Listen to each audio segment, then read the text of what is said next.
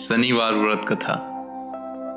पौराणिक मान्यता के अनुसार प्राचीन समय में एक बार की बात है, सभी नवग्रह जो कि सूर्य, चंद्र, मंगल, बुध, बृहस्पति, शुक्र, शनि, राहु और केतु हैं, उनमें इस बात को लेकर विवाद छिड़ गया कि हम सभी में सबसे बड़ा कौन है। सभी लड़ने लगे, कोई कहता कि मैं बड़ा हूं तो कोई कहता कि मैं बड़ा हूं, और कोई निर्णय न होने पर देवराज इंद्र के पास निर्णय कराने पहुंचे।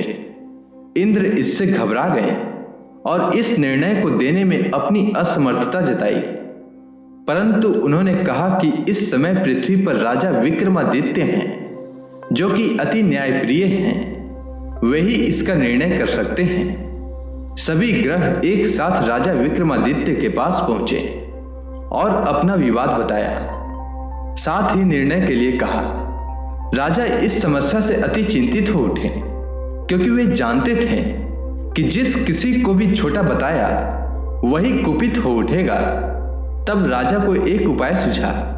उन्होंने स्वर्ण, रजत, कांस्य, पीतल, सीसा, रांगा, जस्ता, अभ्रक और लोहे से 9 सिंहासन बनवाए और उन्हें क्रम से रख दिया। फिर उन सभी से निवेदन किया कि आप सभी अपने अपने सिंहासन पर स्थान ग्रहण करें। जो अंतिम सिंहासन पर बैठेगा वही सबसे छोटा होगा। लौह सिंहासन सबसे बाद में होने के कारण शनि देव सबसे बाद में बैठे तो वही सबसे छोटे कहलाएं। उन्होंने सोचा कि राजा ने यह जानबूझकर किया है। उन्होंने कुपित होकर राजा से कहा, राजा, तू मुझे नहीं जानता। सूर्य एक राशि पर 1 महीना, चंद्रमा 2.25 महीना, मंगल 1.5 महीना, बृहस्पति 13 महीना व बुध और शुक्र 1-1 महीने विचरण करते हैं, परंतु मैं 2.5 से 7.5 साल तक रहता हूं। बड़े बड़ों का मैंने विनाश किया है। श्री रामचंद्र जी की 7.5 आने पर उन्हें वनवास हो गया।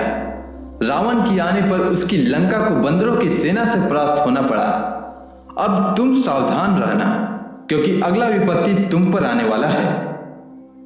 ऐसा कहकर कुपित होते हुए शनि देव वहां से चले गए। अन्य देवता खुशी खुशी वहां से गए। कुछ समय बाद राजा की 7.5 आई। तब शनि देव घोड़े के सौदागर बनकर वहां आए। उनके साथ कई बढ़िया घोड़े थे। राजा ने यह समाचार सुन अपने अश्वपाल को अच्छे घोड़े खरीदने की आज्ञा दी। उसने कई अच्छे घोड़े खरीदे। वह एक सर्वोत्तम घोड़ा राजा को सवारी के लिए दिया। राजा ज्यों ही उस पर बैठा, वह घोड़ा सरपट वन की ओर दौड़ा। वन में पहुंचकर वह अंतर्ध्यान हो गया और राजा भूखा प्यासा भटकता रहा। तब एक ग्वाले ने उसे पानी पिलाया। राजा ने प्रसन्न होकर उसे अपनी अंगूठी दी। वह अंगूठी देकर राजा नगर को चल दिया और वहां अपना नाम उज्जैन निवासी वीका बताया।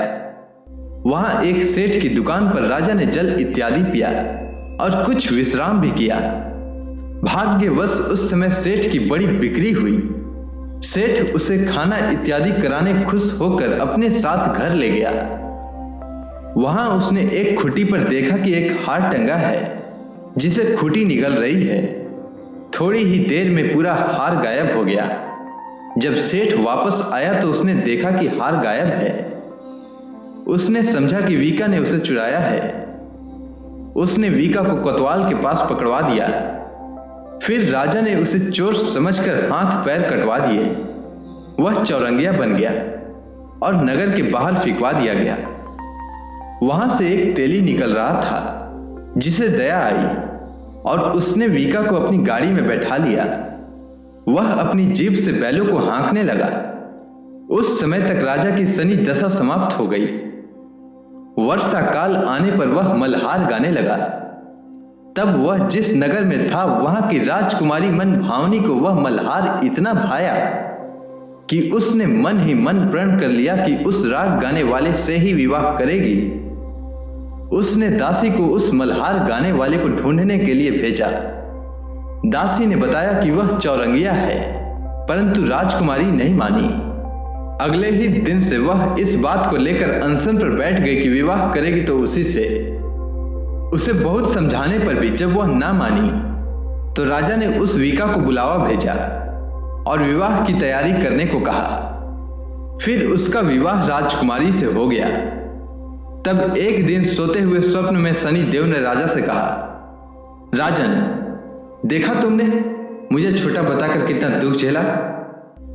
तब राजा ने उनसे क्षमा मांगी और प्रार्थना की कि हे शनि देव, जैसा दुख मुझे दिया है किसी और को ना देना। शनि देव मान गए और कहा कि जो कोई भी मेरा कथा सुनेगा और व्रत करेगा उसे मेरी दशा में कोई दुख ना होगा। जो नित्य मेरा ध्यान करेगा और चींटियों को आटा डालेगा उसके सारे मनोरथ पूर्ण होंगे।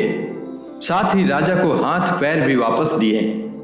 प्रातः आंख खुलने पर राजकुमारी ने देखा तो वह आश्चर्यचकित रह गई। वीका ने उसे बताया कि वह उज्जैन का राजा विक्रमादित्य है। सभी अत्यंत प्रसन्न हुए। सेठ ने जब सुना तो वह क्षमा मांगने लगा। राजा ने कहा कि वह तो शनि देव का कोप था, इसमें किसी का कोई दोष नहीं। सेठ ने फिर भी निवेदन किया कि मुझे शांति तभी मिलेगी जब आप मेरे घर चलकर भोजन करेंगे। सेठ ने अपने घर नाना प्रकार के व्यंजनों से राजा का सत्कार किया। साथ ही सभी ने देखा कि जो खुटी हार निकल गई थी वही अब उसे उगल रही थी। सेठ ने अनेक मोहरे देकर राजा का धन्यवाद किया और अपनी कन्या श्री कौरी से पानी ग्रहण का निवेदन किया। राजा ने सहर्ष स्वीकार किया।